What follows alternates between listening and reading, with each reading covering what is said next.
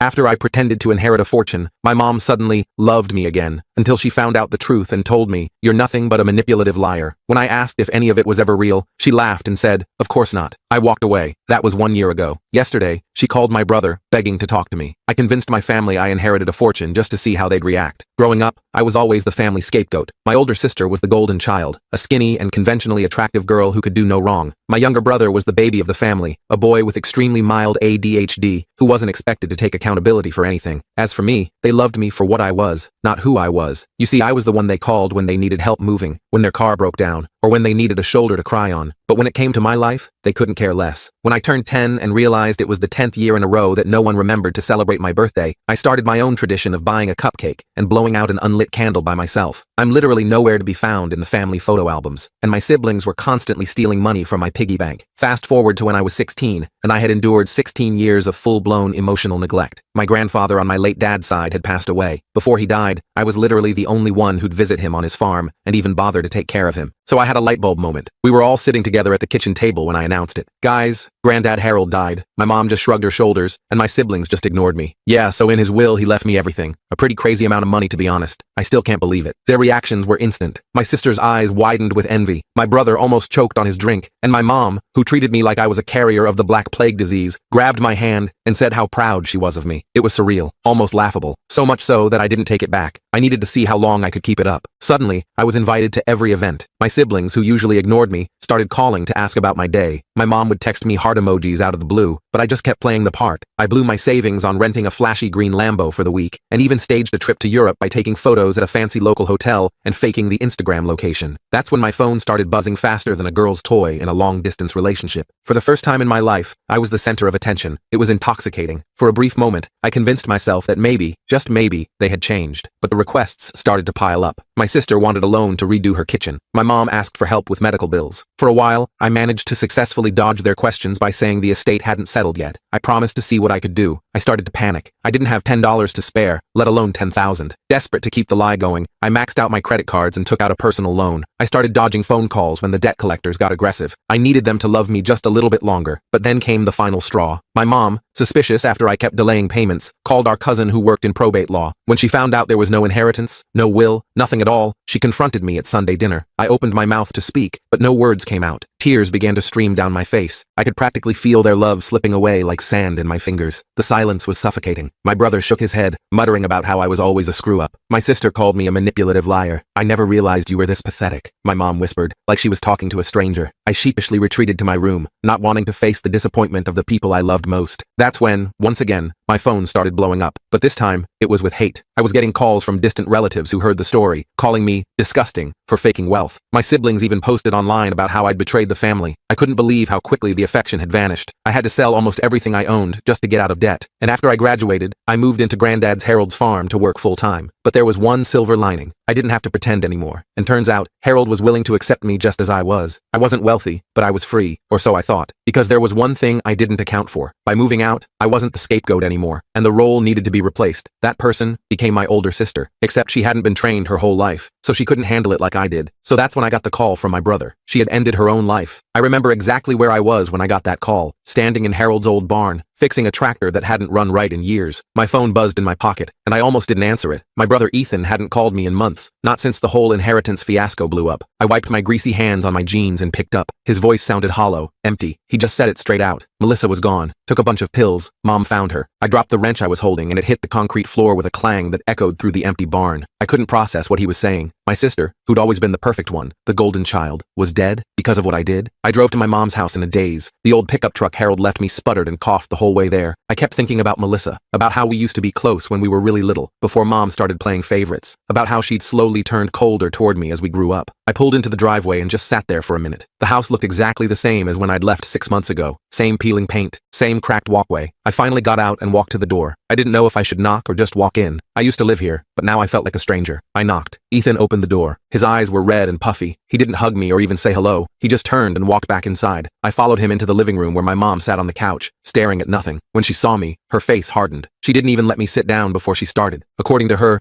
this was all my fault. My lie about the inheritance had started everything. When I left, the family dynamics shifted. Mom needed someone new to blame for everything, and Melissa became the target. Nothing she did was good enough anymore. Her job wasn't prestigious enough. Her boyfriend wasn't ambitious enough. Her clothes weren't stylish enough. I stood there taking it all in. My mom's words hit me like physical blows. Ethan just sat there, not defending me, not saying anything. I wanted to argue, to point out that Mom was the one who created this toxic environment in the first place. But what was the point? Melissa was gone. Nothing would bring her back. The funeral was 3 days later, a small, sad affair at the local church. I sat in the back row, away from my mom and Ethan. A few of Melissa's friends from high school showed up. Her boyfriend Tyler was there, looking shell-shocked. I didn't approach any of them. What would I even say? After the service, I went back to the farm alone. I sat on Harold's old porch swing and cried for the first time since I got the news. I cried for Melissa, for the relationship we never had. I cried for myself, and the years of neglect I'd endured. I cried for my broken family that would never be whole again. The next morning, I woke up to pounding on my door. It was Tyler, Melissa's boyfriend. His eyes were bloodshot, and he smelled like he hadn't showered in days. He pushed past me into the house without waiting for an invitation. He paced around my living room, running his hands through his hair. Tyler told me Melissa had left him a letter. In it, she explained everything. How Mom had turned on her after I left. How she couldn't handle the constant criticism and emotional abuse. How she missed the way things used to be when she was the favorite. The letter also mentioned something else. A diary Melissa had kept for years. Tyler had found it hidden in their apartment. He'd read enough to know it contained secrets about our family that Melissa had been keeping. He brought it with him, tossed it on my coffee table. A plain black notebook with my sister's name written on the cover in silver marker. I didn't want to read it. It felt like invading her privacy, but Tyler insisted. He said there were things in there I needed to know. Things about Mom, about our family history. Things that might explain why she treated us the way she did. I made coffee while Tyler crashed on my couch, emotionally exhausted. When he fell asleep, I picked up the diary and started reading. The first entries were from when Melissa was 13, typical teenage stuff. But as I flipped through the pages, I found entries about me, about how Mom would tell her to stay away from me, that I was just like your father. That confused me. Our dad had died when I was a baby. I barely remembered him. Mom rarely talked about him. I kept reading, and the pieces started falling into place. According to Melissa's diary, our dad hadn't just died. He'd left Mom for another woman when I was an infant. Apparently I looked just like him, and every time Mom looked at me, she saw the man who had abandoned her. That's why she couldn't love me properly. That's why I became the scapegoat. But there was more, much more. Melissa wrote about overhearing arguments between Mom and Harold, my grandfather, about money that was supposed to be for all of us kids, about promises that were broken, about secrets that were kept. The last entry was dated just 2 days before she died. She wrote about feeling trapped, about not knowing how to escape Mom's criticism, about how she finally understood what I had gone through all those years. And at the very end, a single line, I found the real Will. Everything changes now. The real Will? What did that mean? I closed the diary and looked over at Tyler, still passed out on my couch. What had Melissa discovered? And why did she think it would change everything? I needed answers. I went to my bedroom and pulled out the box of Harold's personal effects I'd kept after he died. Old photos, his reading glasses, a pocket watch, nothing that looked like a will. I emptied the box completely, checking every item. That's when I noticed the lining of the box seemed loose. I pulled at it, and it came away easily. Underneath was a folded document. My hands shook as I unfolded it. It was indeed a will, dated just a month before Harold died, and it left everything, the farm, his savings, everything, to be divided equally among his grandchildren, me, Melissa, and Ethan. But that's not what happened. The farm came to me only because no one else wanted it. There had been no money, no savings to speak of, or so I thought. The will mentioned an account at First National Bank, an account I knew nothing about. Had Mom known? Had she somehow accessed this money and kept it from us? Is that what Melissa discovered? I needed to find out the truth. For Melissa. For myself. I carefully folded the will and put it in my pocket. Tyler was still sleeping, so I left him a note saying I'd be back soon. I got in my truck and headed toward town, toward the bank, toward answers that might finally explain the dysfunction that had defined my family for as long as I could remember. First, National Bank was a small brick building on Main Street. I'd passed it 1,000 times, but never had a reason to go inside. My palms were sweaty as I pushed through the glass doors. The cool air conditioning hit me, along with the smell of paper and cleaning products. I approached the first available teller, a middle-aged woman with a name tag that read, Patricia. I explained that my grandfather had recently passed away, and I'd found documentation of an account in his name. She asked for ID and the account information from the will. Patricia's eyes widened slightly as she looked at her computer screen. She excused herself and disappeared into a back office. 5 minutes later, she returned with a man in a suit who introduced himself as Roger, the bank manager. He invited me into his office, and my heart started racing. Something was definitely up. Roger closed the door behind us and sat behind his desk. He folded his hands and looked at me with a serious expression. The account existed all right. It was a trust fund Harold had set up years ago for his grandchildren. According to Roger, there had been regular withdrawals from the account over the past 10 years. Large withdrawals. I felt sick to my stomach. The money was supposed to be for us kids, for our education, our futures. But someone had been taking it, and I had a pretty good idea who. Roger showed me the paperwork. Mom had been named as the trustee, responsible for managing the money until we turned 25. She had complete access. I asked how much was originally in the account. Roger hesitated, then told me,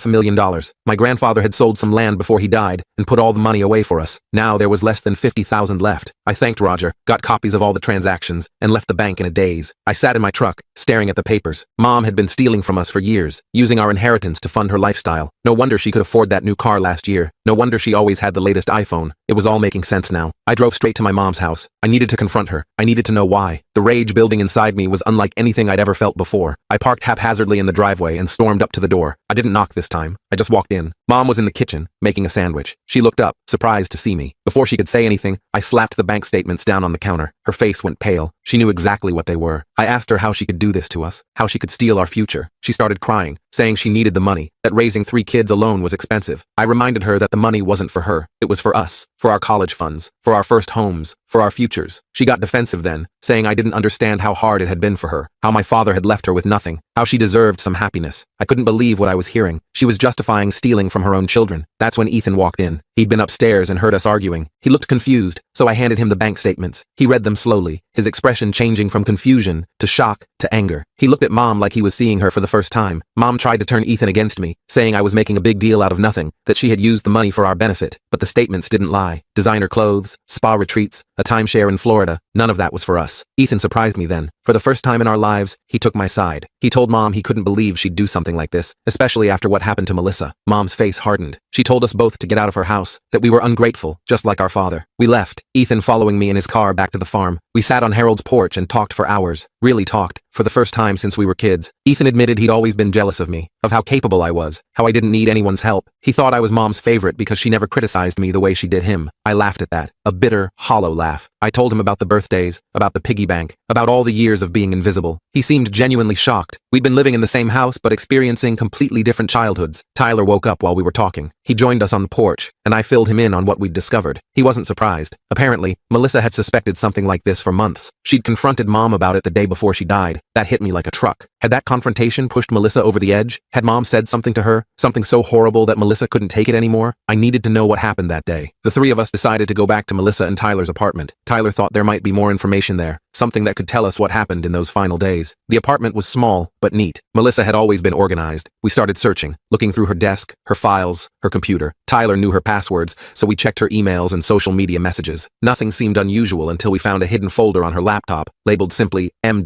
Inside were screenshots. Dozens of them. Text conversations between Melissa and Mom from the last few months. As I scrolled through them, my blood ran cold. Mom had been gaslighting Melissa, telling her she was worthless, that she was a disappointment, that she would never amount to anything. The same thing she'd said to me for years, but there was worse. In the last conversation, dated the day before Melissa died, Mom had told her that Dad hadn't just left, he'd unalived himself, and that Melissa was heading down the same path, that she was weak, just like him. I felt physically sick. Ethan had to run to the bathroom to throw up. Tyler just sat there, tears streaming down his face. This was beyond emotional abuse. This was psychological torture, and it had pushed Melissa to her breaking point. We found something else too, a flash drive hidden in a hollowed-out book on Melissa's shelf. On it were copies of bank statements, similar to the ones I'd gotten from the bank, but going back further. Melissa had been investigating for months. She'd built a case against Mom, documenting every withdrawal, every lie. There was also a draft of an email to a lawyer, asking about the legality of what Mom had done. Melissa had been planning to take legal action, to expose Mom and reclaim what was rightfully ours, but she never sent it. We stayed at the apartment until late that night, piecing together Melissa's final days. The picture that emerged was heartbreaking. She'd been fighting a battle on 2 fronts, against Mom's emotional abuse and against the theft of our inheritance. And in the end, it had been too much for her. As we were leaving, Tyler handed me a small box. Inside was an engagement ring. He'd been planning to propose to Melissa the weekend after she died. He told me to take it, to use it somehow to make things right. I promised him I would. Back at the farm, Ethan and I stayed up late making plans. We needed to confront Mom again, but this time with all the evidence. We needed to make her understand the consequences of what she'd done. Not just the money, but what she'd done to Melissa, what she'd done to all of us. The next morning, I got a call from an unknown number. It was a woman named Lauren, Melissa's therapist. She'd heard about Melissa's death and wanted to talk to the family. I agreed to meet her at her office that afternoon. Lauren's office was warm and inviting, with comfortable chairs and soft lighting. She explained that while she couldn't share the specifics of her sessions with Melissa due to confidentiality, she felt compelled to reach out because of something Melissa had shared in their last session. According to Lauren, Melissa had been making progress in therapy, working through her complicated feelings about our family. But in their final session, she'd been distraught about something she'd discovered about Mom, something that went beyond the financial theft. Lauren couldn't tell me what it was, but she suggested I look through Melissa's things for a red notebook, not the black diary we'd already found, but a separate red one. She believed it might contain the information Melissa had been so upset about. I thanked Lauren and left, my mind racing. What else could there be? What could be worse than what we already knew? I called Ethan and Tyler, and we met back at Melissa's apartment to search for this red notebook. We tore the place apart, looking everywhere, under the mattress, behind the bookshelves, in every drawer and cabinet. Nothing. We were about to give up when Tyler remembered something. Melissa had a safe deposit box at the same bank where Harold had set up the trust fund. She'd mentioned it once but never told him what was in it. The three of us rushed to First National Bank. Tyler had Melissa's key, but he needed her death certificate and proof that he was her next of kin to access the box. Luckily, he had both. The bank manager, Roger, remembered me from the day before and expedited the process. A bank employee led us to a small room and brought in the safe deposit box. Tyler's hands shook as he unlocked it. Inside was exactly what we were looking for, a red notebook. But there was more. There were also old photographs, letters, and a USB drive. We took everything back to the farm to go through it properly. The red notebook contained Melissa's deepest thoughts, things she couldn't even tell her therapist. As I read through it, I felt like I was finally getting to know my sister, the real Melissa, behind the perfect facade. She wrote about the pressure of being the golden child, of never feeling like she could make a mistake. She wrote about her guilt over how Mom treated me, how she'd been too afraid to stand up for me, and she wrote about her suspicions about Dad's death. According to Melissa, she'd found old newspaper clippings in Mom's bedroom, clippings about Dad's car accident. The official story was that he'd lost control on a rainy night and crashed into a tree, but the newspaper reported that there had been no skid marks, no attempt to brake, and his blood alcohol level had been 0. Melissa had started to suspect that Dad's death wasn't an accident at all, that maybe Mom had something to do with it. It seemed far-fetched, but then I remembered what Mom had told Melissa in that final text conversation, that Dad had unalived himself. But was that the truth? The USB drive contained scanned copies of police reports and insurance documents related to Dad's death. Melissa had been thorough in her investigation. The police report noted some inconsistencies in Mom's statement, but nothing conclusive. The insurance payout had been substantial, another life insurance policy we knew nothing about. The old photographs showed Mom and Dad in happier times. They looked so young, so in love. It was hard to reconcile those images with the bitter, angry woman who had raised us. What had happened to change her so dramatically? Among the letters was one from Dad to Harold, dated just a week before the car accident. In it, Dad expressed concerns about Mom's behavior, saying she'd been acting erratically, making accusations, threatening to take us kids away if he left her. He was planning to divorce her and was worried about what she might do. The pieces were starting to fit together, forming a picture none of us wanted to see. Had Mom been responsible for Dad's death? Had she somehow staged the accident? It seemed impossible, yet the evidence was compelling. Ethan was in denial, refusing to believe Mom could do something so terrible. Tyler was silent, processing everything through the lens of his grief for Melissa. And me? I felt numb, like I was watching a movie about someone else's life, not my own. We decided we needed more information before confronting Mom again. We needed to talk to someone who knew her back then, someone who might have insights into what really happened. I remembered Harold mentioning an old friend of Dad's, a man named Patrick, who had been his best friend since childhood. It took some digging, but we found Patrick living in a small town about an hour away. We called ahead, and he agreed to meet us. He seemed surprised to hear from us, but said he'd always wondered how we kids had turned out. Patrick lived in a modest house with a well-kept garden. He was in his 60s now, with gray hair and kind eyes that crinkled when he smiled. He invited us in and offered us coffee. We sat in his living room, surrounded by photos of his own family, feeling like strangers in a normal home. I explained why we were there, showing him the letter from Dad to Harold. Patrick read it slowly, his expression growing more serious with each line. When he finished, he set it down and took off his glasses, rubbing his eyes. Patrick confirmed what we'd begun to suspect. Dad had been planning to leave Mom. He'd confided in Patrick about her increasingly erratic behavior, her jealousy, her control issues.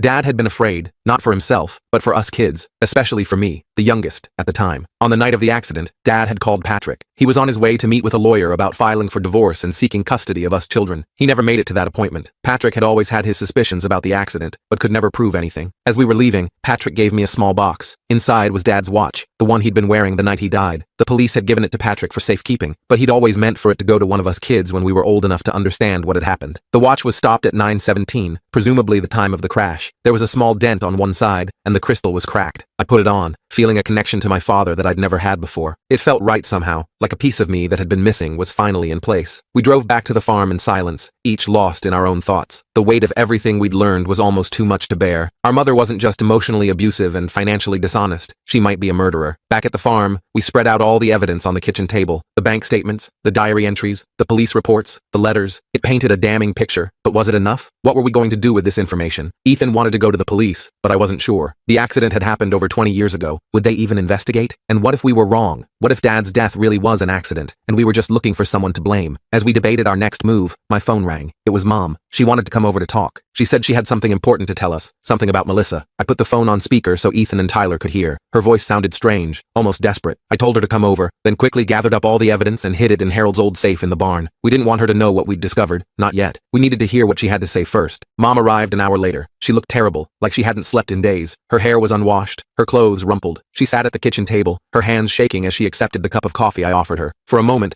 I felt a flicker of sympathy for her. She looked so broken, so lost. But then I remembered Melissa. I remembered all the years of emotional abuse. I remembered Dad's letter, and my heart hardened again. Mom started talking, her voice barely above a whisper. She admitted to taking the money from the trust fund. She said she'd convinced herself she deserved it. For all the years of raising us alone, she knew it was wrong, but she couldn't stop herself. She also admitted to the things she'd said to Melissa, the horrible, cruel words that had pushed my sister over the edge. She was crying now, genuine tears of remorse, or at least, they seemed genuine. After a lifetime of her manipulation, it was hard to tell. Then she dropped the bombshell. She knew we'd been investigating Dad's death. A friend at the bank had told her about us accessing Melissa's safe deposit box. She knew what we'd found, or at least, she thought she did. She looked each of us in the eye and said the words I'd been dreading to hear. Dad's death wasn't an accident, but she hadn't unalived him. He'd unalived himself, just like she'd told Melissa. He'd been depressed for months, unhappy in their marriage but unwilling to leave his children. The night he died, they'd had a huge fight. He'd stormed out, and a few hours later, the police were at the door. I didn't know whether to believe her. It contradicted what Patrick had told us, what Dad's own letter suggested. Was Mom lying to cover her tracks? Or had Dad really taken his own life, and Mom had been carrying that burden all these years? Ethan asked why she'd never told us the truth. Mom said she wanted to protect us, to shield us from the pain of knowing our father had chosen to leave us. It was easier to let us believe it was an accident, but the guilt had eaten away at her, turning her bitter and angry, and she'd taken that anger out on us, especially on me, who looked so much like him. It was a convenient explanation, too convenient. It explained her behavior without admitting to any crime. I looked at Ethan and Tyler, trying to gauge their reactions. Ethan seemed uncertain, wanting to believe her. Tyler looked skeptical, his arms crossed over his chest. I decided to push harder. I asked Mom about the letter Dad wrote to Harold, about his plans to leave her and seek custody of us kids. Her face changed then, hardening into something ugly and familiar. She denied knowing anything about any letter. She said I was making things up, just like I'd made up the inheritance. And there it was, the mask slipping, revealing the manipulative, gaslighting woman we'd grown up with. I stood up and walked to the barn, returning with the letter. I placed it in front of her, watching her face as she read it. The color drained from her cheeks. She looked up at me, then at Ethan, her eyes darting between us like a cornered animal. She started to say something, then stopped. For once in her life, she seemed at a loss for words. That's when I pulled out Dad's watch, placing it on the table next to the letter. I told her what Patrick had told us, about Dad's call just before the accident, about his appointment with the lawyer. I asked her directly, did she have something to do with Dad's death? Mom's hands were shaking uncontrollably now. She knocked over her coffee cup, sending brown liquid spreading across the table, soaking into the letter. She didn't even seem to notice. She was staring at the watch, at the time frozen on its face. And then she started talking, really talking, in a way I'd never heard before. The words poured out of her like a dam breaking, about how Dad had threatened to take us away from her, about how she'd followed him that night, confronted him on that lonely road, about how they'd argued, and she'd grabbed the steering wheel in anger, sending the car veering off the road into that tree. She hadn't meant to kill him. It was an accident, a moment of rage with tragic consequences, but she'd let everyone believe Dad had lost control of the car. She'd lied to the police, to Harold, to us kids. She'd been living with that lie for over 20 years. The three of us sat in stunned silence as Mom broke down completely, sobbing uncontrollably at the kitchen table. The truth was finally out, but it brought no satisfaction, no sense of justice, just a hollow emptiness where our family should have been. I sat there frozen, staring at my mom as she sobbed. The kitchen clock ticked loudly in the silence. Ethan had his head in his hands. Tyler just kept shaking his head in disbelief. It was like we'd all been dropped into some messed up crime show, except this was our actual lives. After what felt like forever, I finally spoke up. I asked Mom what happened after the crash. She wiped her eyes with a napkin and told us she'd panicked. She climbed out of the passenger side of the car and walked half a mile to a gas station to call for help. She told the police she wasn't in the car, that Dad had left the house alone after their fight. No one questioned her story. The road was dark and rural, no witnesses. The police ruled it an accident. Case closed. She got the life insurance money and moved on with raising 3 kids alone. Or at least, that's what it looked like from the outside. Ethan suddenly stood up, knocking his chair over backward. His face was red with anger. He started yelling at Mom, asking how she could live with herself all these years, how she could treat her own children the way she did after what she'd done. Mom just sat there taking it, like she knew she deserved every word. I felt weirdly calm, like I'd finally found the missing piece to a puzzle I'd been working on my whole life. It explained so much. Why Mom couldn't look at me without resentment. Why our family was so broken. I wasn't just a reminder of Dad. I was a reminder of what she'd done. Tyler got up and walked outside. I followed him to the porch, leaving Ethan to continue his tirade. Tyler lit a cigarette with shaking hands. He'd quit when Melissa asked him to, but I guess today was an exception. He offered me one, and for the first time in my life, I took it. We stood there smoking in silence, watching the sun start to set over Harold's fields. Tyler finally spoke up. He asked what we were going to do now. Go to the police? Pretend we never heard any of this? There was no good answer. I honestly didn't know. The statute of limitations for manslaughter was probably long expired. And even if it wasn't, did I really want to see my mom go to jail? As messed up as she was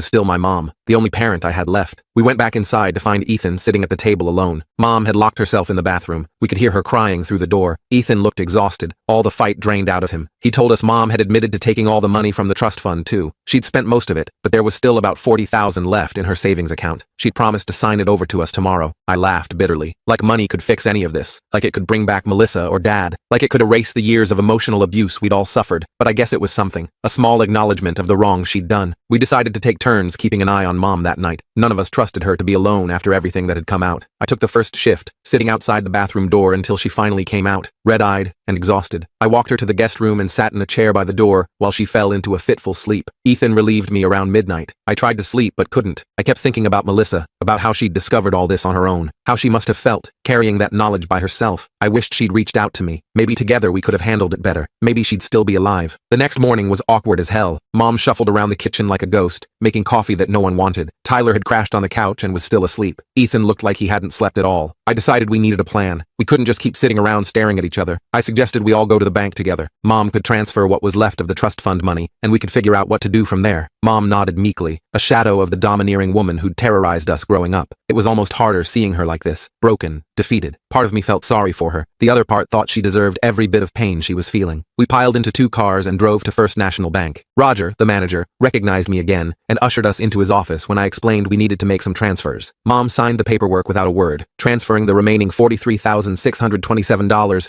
to a new account in mine and Ethan's names. As we were leaving the bank, Mom suddenly stopped walking. She turned to us with tears in her eyes and said she knew money couldn't fix what she'd done. She said she was going to turn herself in to the police, tell them everything about Dad's death. I was stunned. I hadn't expected that. Ethan looked equally shocked. We stood there in the bank parking lot, trying to process what she was saying. A part of me wanted her to face consequences for what she'd done, but another part knew that sending my mom to jail wouldn't bring Dad back. It wouldn't bring Melissa back either. Before I could respond, Tyler walked up and handed Mom something. It was a business card for a therapist. Not Melissa's, but someone new. He told Mom that turning herself in wouldn't help anyone. What would help was getting professional help, dealing with her issues instead of taking them out on her kids. I was surprised by Tyler's compassion. After everything Mom's actions had cost him, he was still able to see her as a human being who needed help. It made me see him in a whole new light. I understood why Melissa had loved him. Mom took the card with trembling hands. She promised to call and make an appointment. I didn't know if I believed her, but it was a start. We drove back to the farm in silence, each lost in our own thoughts. Back at the farm, we sat down to figure out what to do next. The money from the trust fund wasn't life-changing, but split 3 ways. We all agreed Tyler should get Melissa's share. It was enough to make a difference. For me, it meant I could finally fix up the farm properly, make it profitable again. Ethan decided he'd use his share to go back to school. He'd always wanted to be a teacher, but had settled for a job at the local factory because it paid better. Tyler wasn't sure what he'd do with his portion. Maybe travel, something he and Melissa had always talked about doing together. As for Mom, we agreed she needed professional help. Serious, long-term therapy. I wasn't ready to forgive her. I didn't know if I ever would be, but I also didn't want her to end up like Melissa. The cycle of pain had to stop somewhere. We decided Mom would move in with Ethan temporarily. His apartment had a spare room, and he worked days so he could keep an eye on her. It wasn't ideal, but it was better than her being alone with her guilt and regret. That evening, after Mom and Ethan had left, Tyler and I sat on the porch drinking beers. The same porch where Harold used to sit and tell me stories about my dad when I was a kid. Stories I now realized were his way of making sure I knew who my father really was, not the version Mom had created. Tyler asked if I thought we'd done the right thing, not making Mom go to the police. I honestly didn't know. The legal system probably couldn't give us the justice or closure we needed anyway. What we needed was to heal, to move forward somehow. Tyler stayed at the farm for another week, helping me fix up the place. It was therapeutic for both of us, I think. Physical labor has a way of clearing your head when everything else is a mess. We repaired fences, patched the barn roof, and even got Harold's old tractor running properly. The day before Tyler left to go back to his and Melissa's apartment, we visited her grave together. It was a simple headstone in the local cemetery, with her name and dates. Nothing about who she really was, the battles she'd fought, the truths she'd uncovered. I placed a small potted plant by her headstone, forget-me-nots, her favorite. Tyler put down a framed photo of the 2 of them from happier times. We stood there for a while, not saying anything. There wasn't much to say that hadn't already been said. As we were leaving, Tyler handed me something. It was the engagement ring he'd shown me before, the one he'd planned to give Melissa. He said he wanted me to have it, to sell it, and put the money toward the farm. I tried to refuse, but he insisted. He said Melissa would have wanted the farm to thrive again. I took the ring, touched by the gesture. I promised Tyler he'd always have a place at the farm if he wanted it. He smiled sadly and said he'd take me up on that someday, but first he needed to get away for a while, process everything that had happened. Over the next few months, I threw myself into restoring the farm. I used the trust fund money to buy new equipment and hire a couple of local kids to help with the heavy work. By spring, we had crops in the ground and a small herd of cattle grazing in the back pasture. Ethan called regularly with updates on Mom. She was seeing the therapist twice a week and taking medication for depression. She'd good days and bad days, but overall, she seemed to be making progress. She'd even started volunteering at a local animal shelter, finding some purpose in caring for abandoned pets. I wasn't ready to see her yet, but I didn't hang up when she got on the phone anymore. Small steps. That's what the therapist I'd started seeing myself called it. Small steps toward healing. Tyler kept his promise to visit. He showed up that summer with a tan and stories from his travels across the country. He looked better, less haunted. He stayed for a week, helping with the harvest and sleeping in the guest room that used to be Harold's. The night before he left, we sat on the porch like old times. He told me he'd met someone, a girl named Rebecca, who worked at a bookstore in Portland. It wasn't serious yet, but he liked her. I was happy for him. Melissa would have wanted him to move on, to find happiness again. As for me, I was finding my own kind of peace. The farm was doing well. I'd made friends with neighboring farmers, become part of a community. I'd even gone on a few dates with a local veterinarian named Sarah, who'd come out to check on one of my cows. I still thought about Melissa every day, about the sister I never really got to know until it was too late, about the family we could have been if things had been different. But I was learning to live with the past without letting it consume me. One evening, as I was closing up the barn, I found an old photo that had fallen behind a shelf. It was of me, Melissa, and Ethan as kids, sitting on Harold's tractor. We were all smiling, genuinely happy in that moment. I didn't remember the photo being taken, but there it was, proof that there had been good times among the bad. I had it framed and put it on my bedside table, a reminder that even in the most broken families, there can be moments of connection, and that sometimes, the truth, no matter how painful, is the first step toward healing. I never did sell Tyler's engagement ring. Instead, I kept it in Harold's old safe, along with Dad's watch and all the evidence we'd gathered about his death. Some truths are too important to let go, even if they hurt. They're part of who we are, part of our story. And as for my story, it's still being written, day by day, season by season, on this farm that was never really an inheritance, but turned out to be exactly what I needed all along.